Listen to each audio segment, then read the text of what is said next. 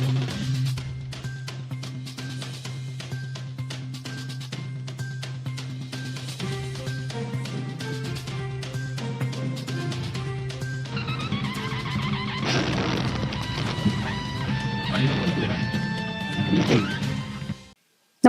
आपण पाहता हिरकणी न्यूज.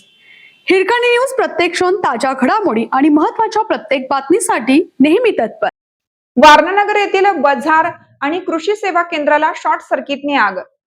वारणानगर येथील वारणा पेट्रोल पंपासमोर नवीन झालेल्या माऊली सुपर बाजार आणि महालक्ष्मी कृषी सेवा केंद्र व गोडाऊनला शनिवारी मध्यरात्री लागलेल्या भीषण आगीत साहित्य, फर्निचर व 2 लाख रुपयांची रोकड, कृषी साहित्य, औषधे जळून खाक झाली आहेत.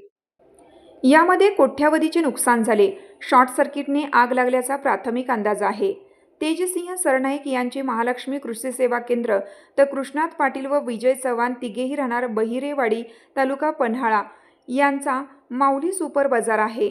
शनिवार रात्री 1च्या सुमारास शॉर्ट सर्किट होऊन माऊली सुपर बाजारला आग लागली.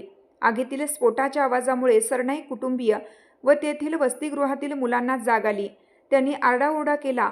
वारणा कारखान्याच्या अग्निशामक दलाने आग विझवण्याचा प्रयत्न केला, मात्र आगीत बाजारमधील धान्याची पोती, साखर, तेलाचे डबे, सीसीटीव्ही कॅमेरे, कॉम्प्युटर खाक झाले.